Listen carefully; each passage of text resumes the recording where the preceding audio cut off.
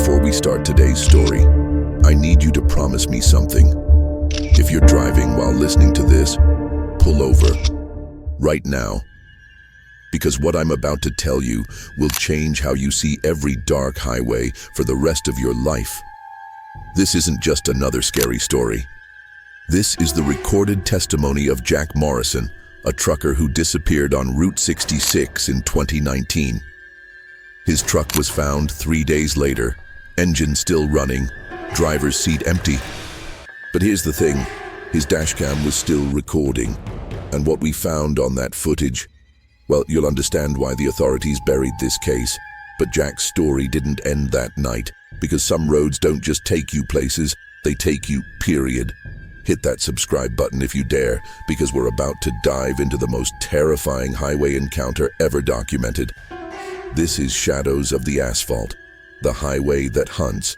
They say the American highway system is the circulatory system of our country, a 164,000-mile network of asphalt arteries carrying the lifeblood of commerce. But what if I told you that some of these roads are alive? For truckers, the highway isn't just a workplace, it's a second home. These modern cowboys spend 300 days a year on the road, crossing every state, every weather condition, every hour of the night. They see things the rest of us never will, and sometimes those things see them back. Tonight's story comes from Jack Morrison, a 28-year-old rookie trucker with exactly 14 days of solo driving under his belt. Jack thought he knew what he was getting into when he took that job with Morrison Freight. Good pay, see the country, meet interesting people at truck stops. He had no idea he was about to meet something that wasn't people at all. What happened to Jack over the next 8 hours would challenge everything we think we know about reality. Because sometimes the most dangerous thing on the highway isn't other drivers, bad weather, or mechanical failure. Sometimes it's the road itself. And trust me, you're going to want to hear every word of this, because Jack's route, it's still on the map, and truckers are still disappearing. Timestamp: March 15th, 2019, 11:47 p.m., mile marker 247, Route 66. Jack Morrison was feeling pretty good about himself as he rolled through the Arizona desert. New Peterbilt 579, fresh CDL in his wallet, and a simple run from Flagstaff to Barstow that would pad his first real paycheck. The rookie swagger was strong that night. His CB radio had been quiet for the last hour. Just the steady rhythm of wheels on asphalt and the low rumble of his Cummins engine. Then, cutting through the static like a knife through butter, came a voice that would haunt him forever. Breaker 19, this is Iron Horse looking for that rookie in the new Pete. You copy? Jack grabbed the mic, grinning. Word traveled fast in the trucking community. Yeah, Iron Horse, this is, Roadrunner. Go ahead. The voice that came back was like gravel mixed with whiskey and 40 years of highway wisdom. Son, I've been watching you in my mirrors for the last 20 miles. You're running clean and staying in your lane, so I know you ain't stupid. But I got a question for you. Shoot. You know where you are right now? Jack checked his GPS. Mile 247, about 30 miles from that big truck stop with the... No, boy. The voice cut him off, suddenly urgent. I mean, do you know where you are? The question hung in the air like diesel fumes. Jack felt his first flutter of unease. This here stretch of 66 ain't like the others. Been driving these roads for 43 years, and I'm telling you straight, this piece of highway has teeth. You listening to me, Roadrunner? Yeah, I'm listening, Iron Horse. Good, because I'm about to tell you something they don't teach in truck driving school. Some roads in this country are older than the asphalt that covers them. Some roads remember things. And this road is hungry. Jack's laugh came out more nervous than he intended. Come on, man. You're just trying to spook the rookie. The silence that followed was longer than it should have been. When Iron Horse spoke again, his voice was barely above a whisper. 3 truckers disappeared on this stretch last year, just gone. Trucks found empty, engines running, no sign of struggle. Says driver fatigue. Highway patrol says they wandered off and got lost in the desert. Another pause. But I know better, because I've seen what hunts on this road. And kid, it's already seen you. Jack tried to respond, but Iron Horse was gone. The CB channels were dead, not even the usual background chatter from other drivers, just silence and the suddenly oppressive weight of the Arizona desert pressing down on his cab. He checked his mirrors, empty highway stretching into darkness. No sign of Iron Horse or any other trucks. But here's the thing that made Jack's blood run cold. He never saw Iron Horse pass him. And on this straight stretch of highway, there was nowhere to turn off. Iron Horse had been watching him for 20 miles, but now it was like he'd never existed at all. Question for you viewers: have you ever had an encounter with someone who seemed to just vanish? Drop your stories in the comments. I read every single one. Timestamp 12:23 a.m. Mile marker 2:31. The silence that followed Iron Horse's warning was worse than any static.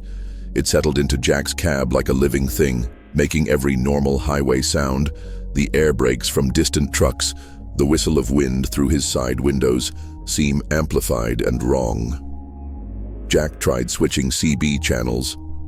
Channel 19, nothing. Channel 17, dead air. Even the emergency channel was silent. It was like every trucker on I-40 had simultaneously decided to stop talking. That's when he started feeling watched. You know that feeling. That prickle between your shoulder blades when you're absolutely certain someone's staring at you. Jack had it bad. He adjusted his mirrors, checked his blind spots, even craned his neck to look behind him. Nothing but empty highway and his own trailer, but the feeling persisted. Mile marker 229, 228, 227. Jack's eyes kept drifting to his center rearview mirror. The road behind him was a ribbon of black asphalt disappearing into desert darkness. His trailer lights were working fine, red dots marking his presence in the night. Then, at mile marker 225, he saw it. At first, it was just a shimmer, like heat waves rising off summer pavement, except it was March and the desert was cold. The shimmer was roughly human-shaped, standing about a quarter mile back, right in the center of the highway. Jack blinked hard, rubbed his eyes, checked again. Still there. Okay, Jack, he muttered to himself. Iron Horse got in your head. It's just road fatigue, maybe some weird reflection from your own lights. But as he watched, the shimmer began to move. Not walking, that would have been too normal. It was gliding, keeping perfect pace with his truck despite the fact that he was doing 65 mph. The shape maintained its distance exactly, as if it were tethered to his vehicle by some invisible cord. Jack's foot found the accelerator, 70 mph, 75, 80. The shimmer kept pace effortlessly. That's when Jack noticed something that made his mouth go dry. His fuel gauge hadn't moved. He'd been driving for over an hour since Flagstaff, pushing a loaded rig at highway speeds. He should have burned at least a quarter tank. The needle sat exactly where it had been when he started. He checked his clock. 12:23 a.m. The same time it had been when he first spotted the shimmer. Wait, that can't be right. Jack fumbled for his cell phone. No signal, not unusual in the desert, but the clock on his phone read 12:23 a.m. too, and his GPS showed him at mile marker 225. Still, he looked at the actual mile marker posts flashing by his window. T4, T3, T2. But his GPS insisted he was at 225. The shimmer in his mirror was getting clearer now, definitely human-shaped, but wrong somehow. Too tall, arms too long, and it wasn't reflecting his taillights. It was absorbing them, creating a moving black hole in the red glow. Jack grabbed his CB mic with a shaking hand. Breaker 19, this is Roadrunner requesting assistance. Anyone out there? Static. Then, cutting through the white noise, a voice he didn't recognize. "We see you, Jack." The voice was wrong. Not distorted by radio interference, actually wrong, like someone trying to speak with a mouth that wasn't quite the right shape. "Who is this? How do you know my name?" "You told us your name, Jack. Don't you remember?" But he hadn't. He'd never used his real name on the CB. Always used his handle, Roadrunner. Except, wait, had he used his real name? The night was starting to feel blurry around the edges, like trying to remember a dream. "Look in your mirror, Jack. Really look." Against every instinct screaming at him not to, Jack looked. The shimmer was gone. In its place stood a perfect silhouette of himself. Same height, same build, wearing the same clothes. But this other Jack was smiling, a wide, impossible grin that stretched from ear to ear, and it waved. Jack floored the accelerator. His truck roared forward, speedometer climbing past 85. In his mirror, he watched his doppelganger shrink into the distance. But the smile never left its face. And Jack couldn't shake the feeling that he wasn't running away from something. He was running towards something much worse. Viewers, I need to know. Have any of you long-haul drivers experienced time distortions on the highway? Because what happens next to Jack suggests this isn't the first time Route 66 has played with reality. Timestamp 1:15 a.m. supposedly mile marker 198. Jack didn't slow down until his fuel gauge finally started moving in the wrong direction. The needle was dropping fast, way faster than it should have been even at 85 mph. Either his tank had sprung a massive leak, or something was draining his fuel in ways that defied physics. The engine sputtered once, twice. "Oh, no," Jack muttered, easing off the accelerator. "Not here, not now." That's when he saw salvation, a truck stop materializing out of the desert darkness like a neon mirage, big, bright, and completely impossible. Jack knew this stretch of Route 66. He'd studied every mile, every exit, every service station on his route. There was no truck stop at mile marker 198. The nearest services were either 30 miles ahead or 40 miles behind. But there it was. Desert Oasis Travel Plaza, fuel, food, showers. The parking lot was wrong from the moment he pulled in. Too clean, too bright, and completely empty. Not a single other truck, car, or motorcycle. At 1 a.m. on a major trucking route, even the smallest stops usually had at least a few rigs parked for the night. Jack's engine died the moment he shifted into park. Not sputtered out, died, like someone had flipped a switch. The sudden silence was deafening. He climbed down from his cab and immediately noticed two things that made his skin crawl. First, it was warm. Not just comfortable, actually warm, like a summer evening. 5 minutes ago, outside his cab, it had been cold enough to see his breath. Second, there was no wind. In the desert, there's always wind. Always. But here, the air was perfectly still, like being inside a massive building.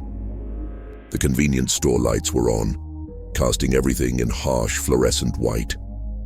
Through the windows, Jack could see rows of snacks, a coffee station, even a hot food warmer. It looked completely normal, which somehow made it more terrifying. The fuel pumps were the old-fashioned kind, the type that required you to go inside and pay first. A handwritten sign on pump number 3 read, "Pay inside, see attendant." Jack walked toward the store, his boots echoing strangely on the asphalt. Each step seemed to last a split second too long, like walking through thick water. The store was exactly what it appeared to be from outside. Shelves of snacks, coolers humming with drinks, magazine racks, travel supplies. Even the prices seemed reasonable, but there was no attendant. "Hello?" Jack called. His voice sounded flat, muffled, like speaking in a soundproof room. "Anyone here?" Movement caught his eye, his own reflection in the security monitor behind the counter. except the Jack on the screen was standing in a completely different store. This reflected Jack was in what looked like an old, abandoned gas station with boarded windows and empty shelves. Real Jack looked around. Clean, bright, fully stocked store. Monitor. Jack stood in a ruin. "Okay," Jack whispered to himself. "Just get your fuel and get out of here." He grabbed a $50 prepaid fuel card from the rack and approached the register. No one behind the counter, but there was a small sign. "After hours, please leave exact change in coffee can." Sure enough, there was an old coffee can with a slot cut in the lid. Jack fed 2 20s and a 10 into the slot. The register immediately rang up $50 without anyone touching it. A receipt printed automatically. "Thank you for visiting Desert Oasis. Please come again soon. Management." But at the bottom, in small print that made Jack's blood freeze, "Customer, Jack Morrison. Vehicle, 2019 Peterbilt 579. License, his exact license number. Departure time, never." Jack ran for the door, but it wouldn't open. The handle turned, the lock mechanism clicked, but the door itself remained sealed as if welded shut. Through the glass, he could see his truck in the parking lot, engine off, looking suddenly small and vulnerable under the harsh lights. That's when he noticed the security monitor again. Monitor. Jack was pounding on a boarded door, mouth open in a silent scream, trapped in his ruined version of the store. And real Jack realized with growing horror that he was watching his own future. The lights began to flicker. With each flicker, the store changed. Clean shelves became dusty. Fresh products became moldy. The floor cracked and warped. Flicker, flicker, flicker. With each flash, Jack was seeing the truth. This wasn't a truck stop. It was a trap. The desert oasis had been abandoned for years, possibly decades. But something was maintaining the illusion, keeping it fresh and inviting for travelers who needed exactly what Jack needed: fuel and hope. But here's the question that'll keep you up tonight. How many other truckers had fallen for this same trap? How many skeletons were hidden behind those bright, clean walls? Jack stopped pounding on the door and started thinking. The illusion was powerful, but it wasn't perfect. The security monitor was showing him the truth. Maybe that was his way out. And what he discovered next would reveal the true purpose of the desert oasis and why some roads are hungrier than others. Drop a comment below. What would you do if trapped in an impossible truck stop? Because Jack's solution is going to blow your mind. Timestamp 2:47. According to the truck stop clocks, still trapped at Desert Oasis. Jack had been trapped in the Desert Oasis for over an hour, or what felt like an hour. Time had become negotiable in this place. The wall clocks all showed different times, and his watch had stopped completely at 1:15 a.m. The security monitor had become his lifeline to reality. While the store around him maintained its clean, inviting facade, Monitor Jack showed him the truth. Broken glass, empty shelves, and graffiti that read, "Help us," and the road feeds, spray painted on the walls. But it was the third message that made Jack's blood turn to ice water. Jack Morrison, March 15th, 2019, mile 198. Someone, or something, had been expecting him. That's when his CB radio came alive. Not the truck's radio, that was outside in his cab. This was coming from behind the counter, an old Cobra 29 classic radio that shouldn't have been able to reach his frequency. The squelch broke, and through the static came a voice Jack recognized. "Roadrunner, this is Iron Horse. Do you copy?" Jack lunged for the microphone. "Iron Horse, Jesus, I'm trapped in this truck stop and..." "Listen to me very carefully, son. You're not trapped in a truck stop, you're trapped between frequencies."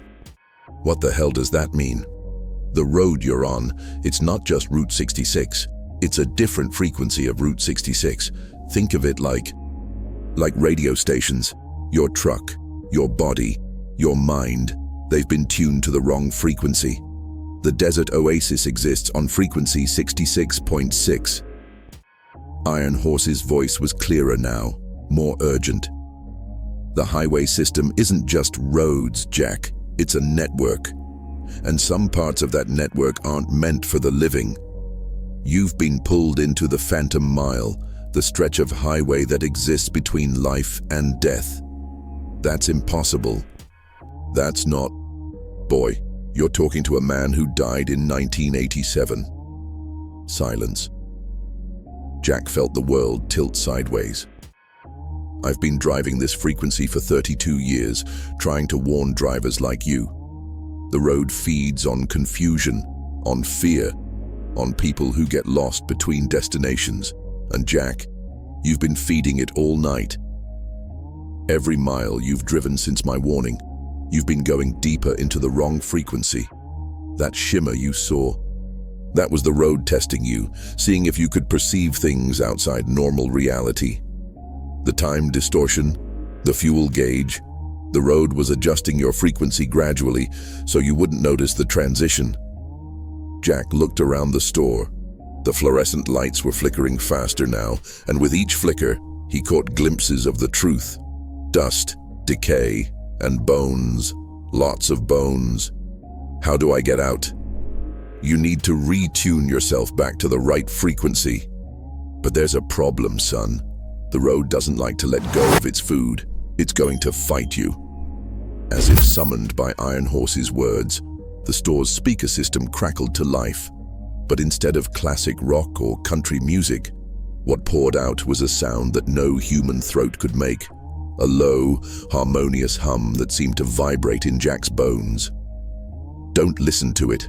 Iron Horse's voice was urgent, competing with the strange music. That's the road's frequency. It's trying to lock you in permanently. Jack, you need to tune the CB to exactly 27.85 ride bHz. That's the emergency channel for the right frequency. But you need to do it now. The humming was getting louder, more complex. Jack could feel it affecting his thoughts, making everything seem distant and dreamlike.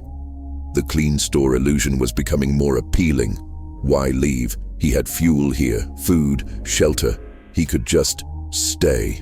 No, Jack muttered, fighting the hypnotic effect. He grabbed the CB radio's tuning knob. But as he reached for it, he saw something that made him freeze. In the security monitor, Jack was already at the radio, but he was turning the dial the wrong way, deeper into the phantom frequencies. Real Jack realized with growing horror that the monitor wasn't showing him the truth. It was showing him what the road wanted him to do. That's when he heard Iron Horse's voice change. The gravelly, reassuring tone was still there, but underneath it was something else, something hungry. That's right, boy. Just turn that dial, find the right frequency, trust old Iron Horse. But now Jack could hear the lie in the voice. Iron Horse wasn't trying to save him. Iron Horse was the bait, the road's way of making him feel safe while leading him deeper into the trap. The real Iron Horse, if there had ever been a real Iron Horse, was long gone. Suddenly, the radio was alive with voices. Dozens of them. All truckers. All calling for help. But this is Smokey Joe. I've been trying to get off I-40 for 6 hours. Big Rig Betty requesting assistance. My GPS shows I'm in 3 different states. Phantom Pete here. Can anyone tell me what year it is? Jack realized he was listening to a graveyard of lost drivers, all trapped on different frequencies of the American highway system. The desert oasis wasn't just one trap. It was a collection point, a place where all the lost truckers eventually ended up. And now it was his turn to become just another voice on the phantom frequency. The fake Iron Horse voice was getting more insistent. Turn that dial, Roadrunner. Join the eternal convoy. The road takes care of its own. Jack's hand was moving toward the tuning knob almost involuntarily. The humming was so loud now, it was drowning out his thoughts. But then he remembered something. Something real. His daughter's voice on the phone just before he left Flagstaff. "Drive safe, Daddy. I love you. That memory cut through the phantom frequency like a knife. Jack yanked his hand away from the radio and did the one thing the road didn't expect. He smashed the CB radio against the wall. The moment the radio died, reality snapped back like a rubber band. The store lights flickered once, twice, and went out completely. When Jack's eyes adjusted, he was standing in the ruins monitor Jack had been showing him all along. Broken glass, empty shelves, graffiti, and scattered among the debris, CB radios. Dozens of them, all tuned to different frequencies. Jack ran for the door, which now opened easily, and sprinted to his truck. The engine started immediately, fuel gauge showing half full just like it should. But as he pulled out of the parking lot, he heard one last transmission on his truck's CB.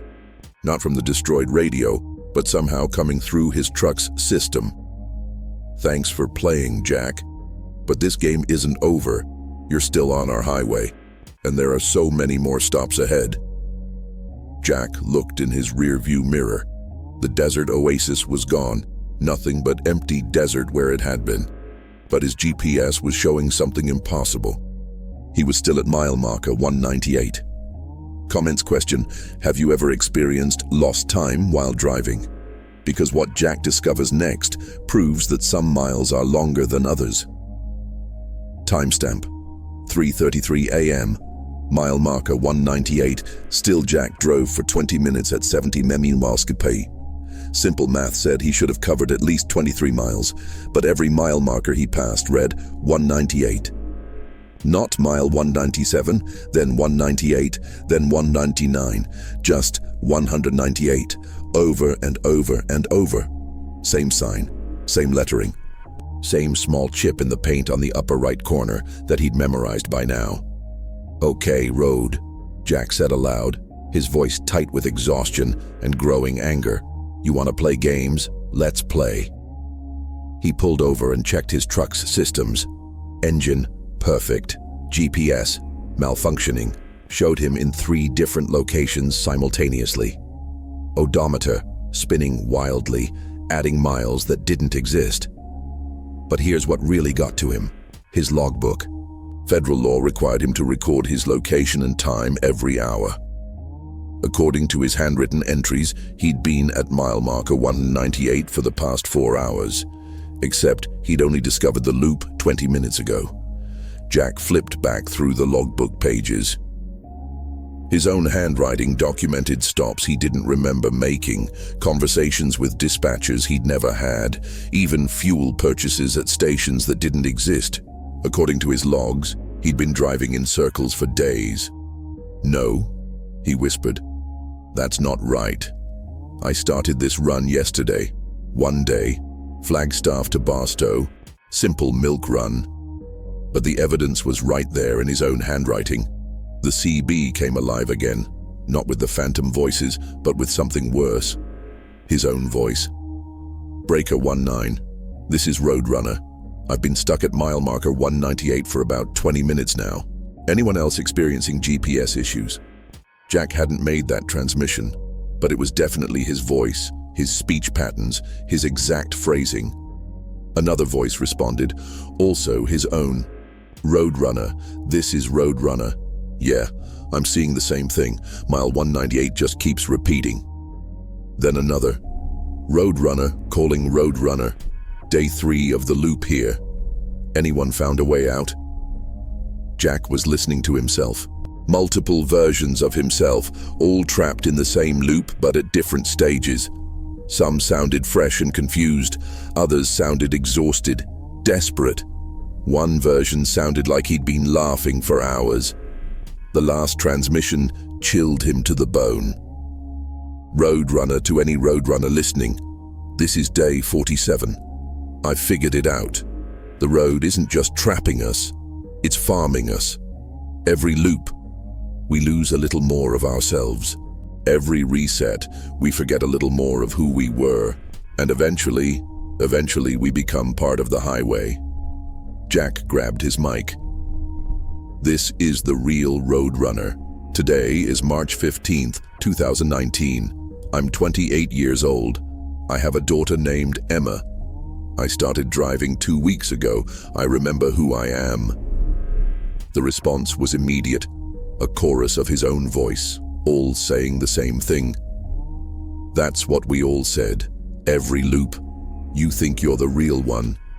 Every reset when you think you still remember, but Jack, look at your driver's license." With growing dread, Jack pulled out his wallet. His CDL was there, but the issue date kept changing as he watched.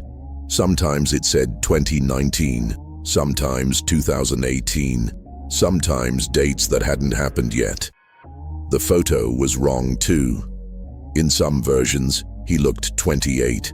In others, he looked older, worn down, with hollow eyes and premature gray in his hair.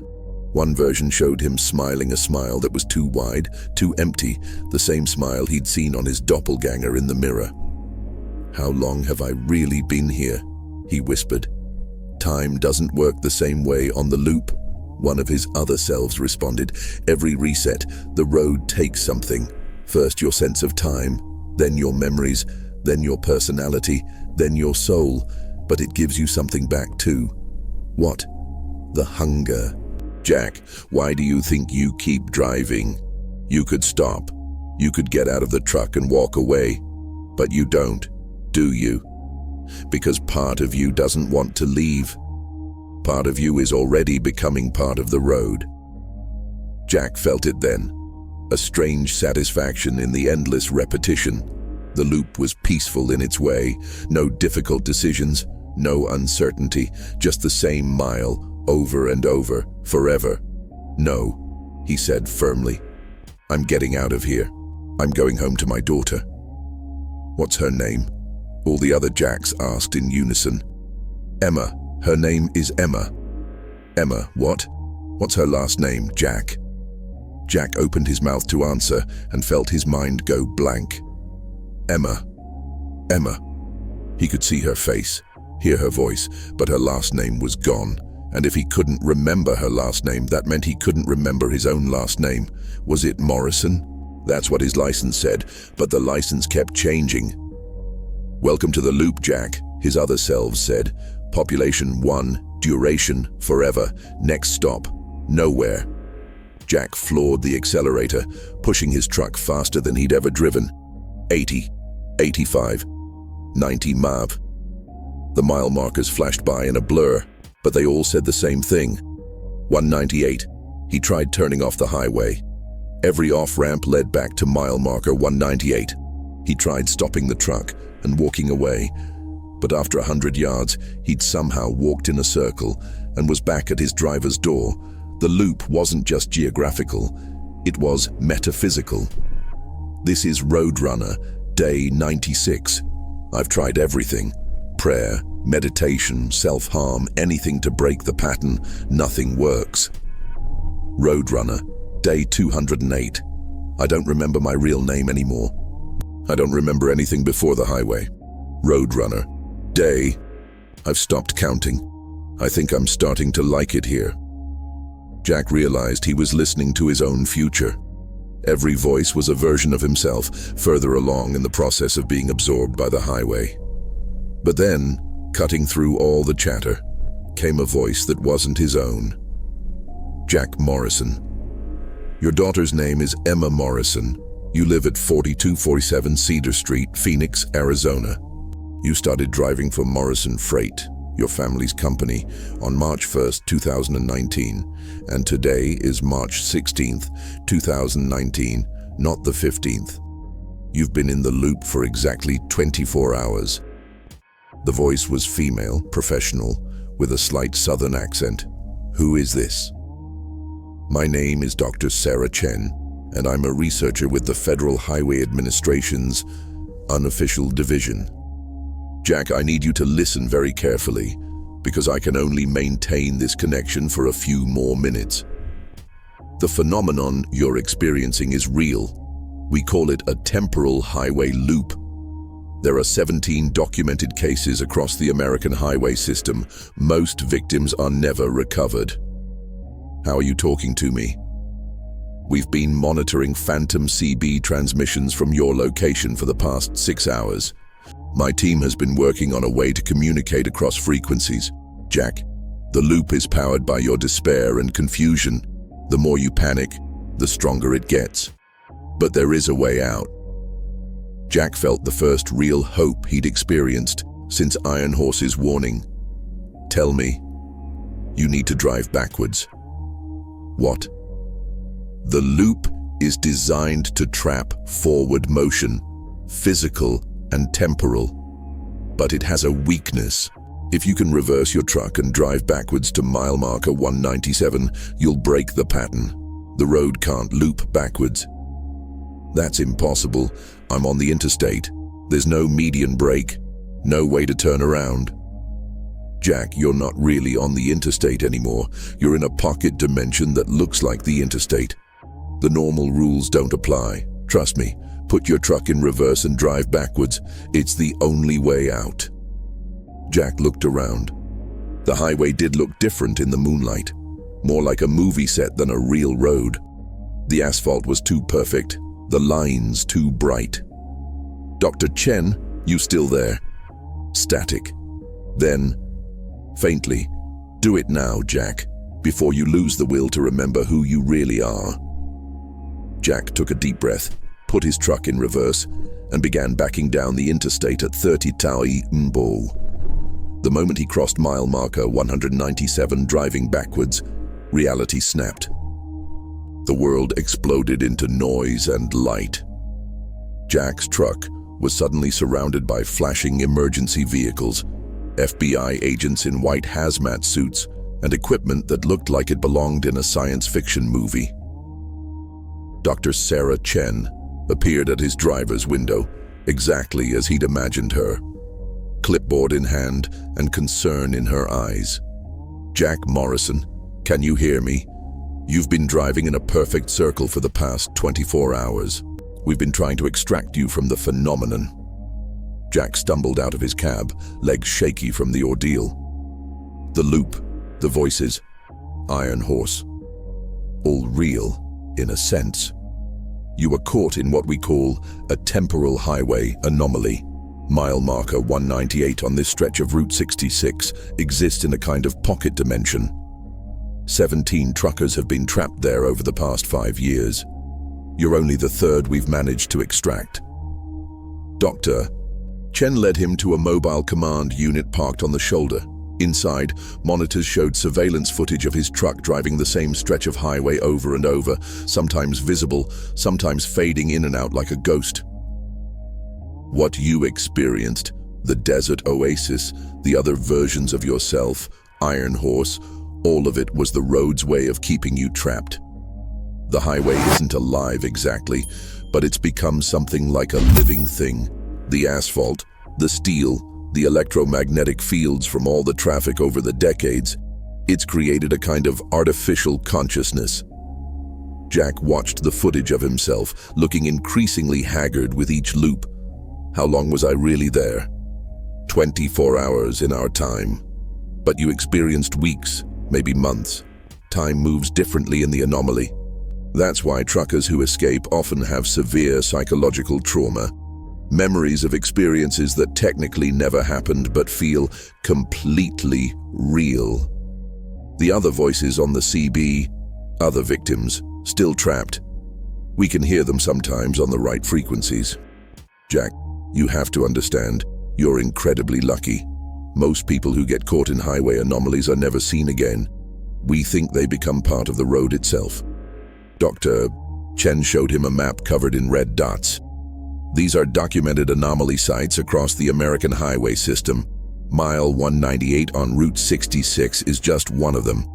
There's a stretch of I-10 in Louisiana that swallows entire convoys, a piece of Highway 50 in Nevada where time runs backwards, and Route 163 in Utah where travelers report seeing the same red rock formation for hundreds of miles. Why haven't I heard about this before?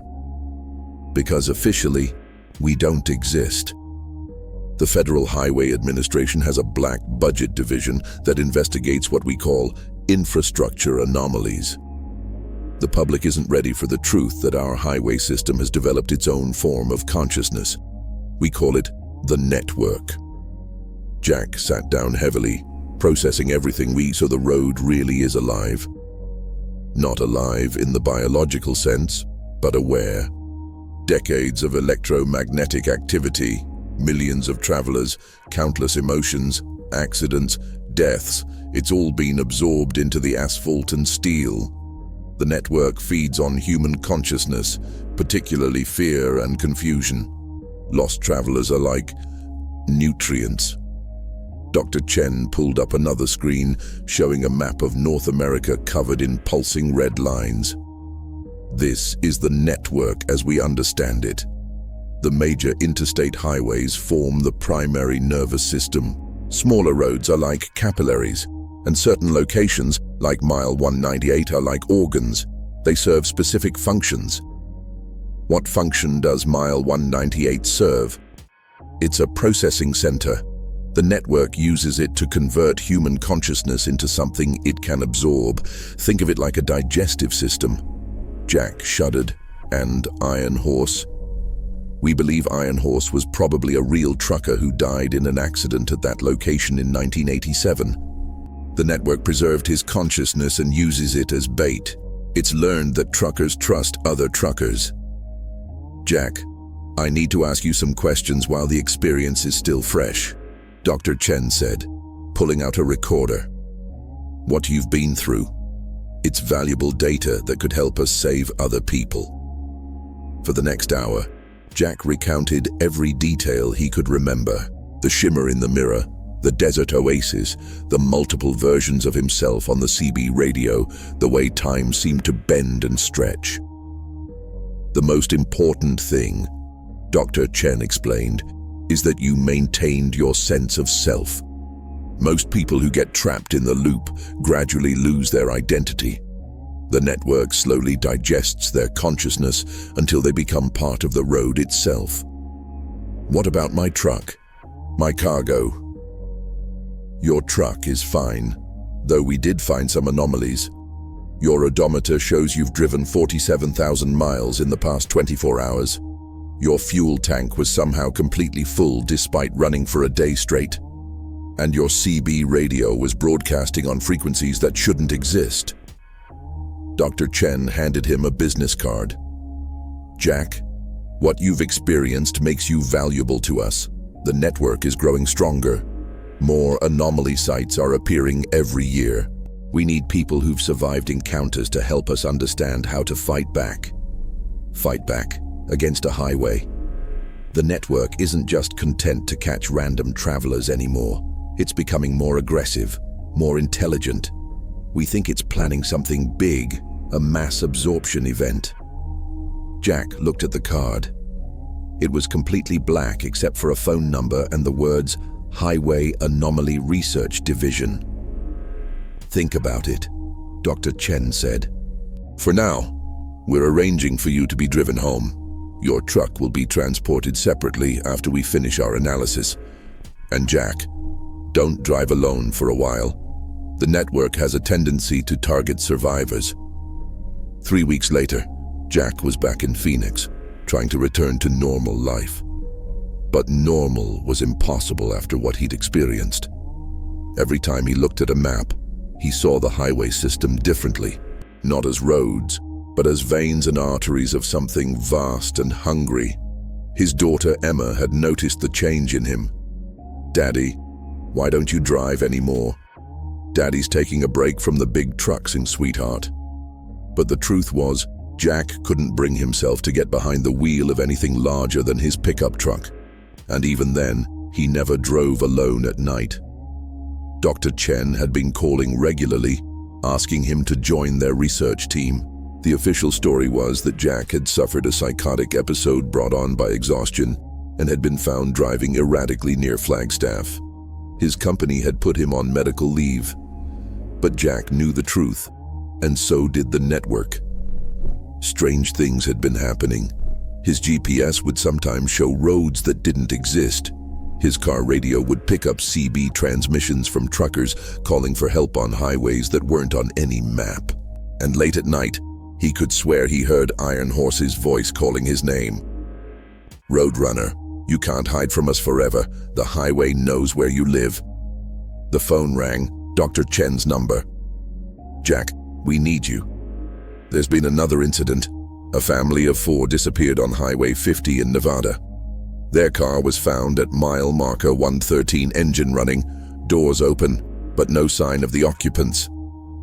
I can't, Dr. Chen. I have a daughter to think about. That's exactly why we need you, Jack. The network is escalating. It's not just taking truckers anymore, it's taking families, children, and we think it's building towards something catastrophic. Jack looked out his window at the city lights, at the network of streets that connected to larger roads, that connected to highways, that connected to the endless web of American asphalt. What kind of catastrophic? We call it the Great Convergence. We think the network is planning to absorb every highway in America simultaneously.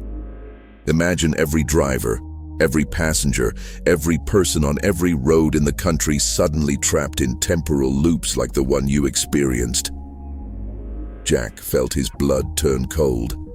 That's impossible. 6 months ago, I would have agreed with you, but the anomaly sites are linking up, Jack. Highway 50 is now connected to I-15, which is connected to Route 66. The network is becoming more cohesive, more purposeful. What do you want me to do? We're putting together a team, survivors like you, people who've seen the network and lived to tell about it. We think if we can understand how you escaped, we might be able to shut down the entire system. Jack was quiet for a long moment, watching cars drive by on the street below. Normal people going to normal places, with no idea that the roads themselves might be hunting them. If I help you, can you guarantee Emma's safety? I can't guarantee anything, Jack, but I can tell you this. If we don't stop the network soon, nowhere will be safe. It's learning, evolving, growing stronger every day. I'll think about it. Don't think too long. We estimate the Great Convergence will happen within the next 6 months. After that, the American highway system won't be a transportation network anymore. What will it be? A trap. A massive, continent-spanning web designed to catch and digest human consciousness. And once it's done with America, there's nothing stopping it from spreading to highway systems worldwide. That was 6 months ago. Dr. Chen was right about the timeline, but wrong about our ability to stop it. The Great Convergence happened on a Tuesday in September. At exactly 3:17 p.m. Eastern Time, every highway in America became a hunting ground. Jack Morrison is part of Dr. Chen's team now, one of the few people working to find survivors and map the new reality. They operate out of a bunker in Nevada, coordinating with similar teams worldwide as the phenomenon spreads. The official story is a massive infrastructure failure caused by solar flares and electromagnetic interference. But the truth is simpler and more terrifying. The roads are alive, and they're hungry. If you're watching this video, it means you're still in an area with internet access. It means you're still in what we call a safe zone. But those zones are shrinking every day. The network has learned to be patient. It doesn't grab everyone at once anymore. It takes a few cars here, a truck there, slowly and quietly expanding its territory. Jack's last transmission was 3 weeks ago. He was investigating reports of temporal anomalies on a small highway in Montana. We found his truck 2 days later, engine running, driver's seat empty.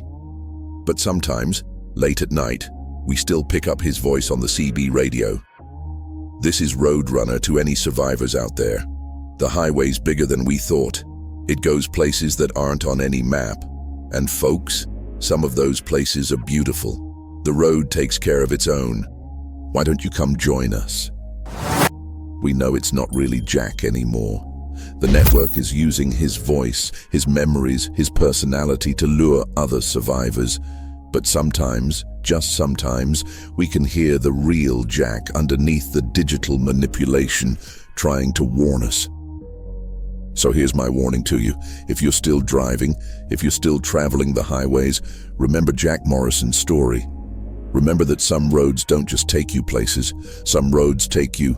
Pay attention to your fuel gauge. Watch for time distortions. Don't trust voices on the CB radio, even if they sound familiar. And if you ever find yourself at mile marker 198 on Route 66, drive backwards. The highway is patient, the highway is hungry, and the highway is always watching. This has been Shadows of the Asphalt, the highway that hunts. If this video helped you, hit that subscribe button and ring the notification bell. Share your own highway encounters in the comments below, but be careful what you reveal. The network is listening. And remember, in the immortal words of every trucker who's driven the phantom frequencies, keep your eyes on the road and your mirrors on the shadows. Because out there in the dark, between the mile markers and beyond the headlights, something is always driving toward you. Thanks for watching, and drive safe.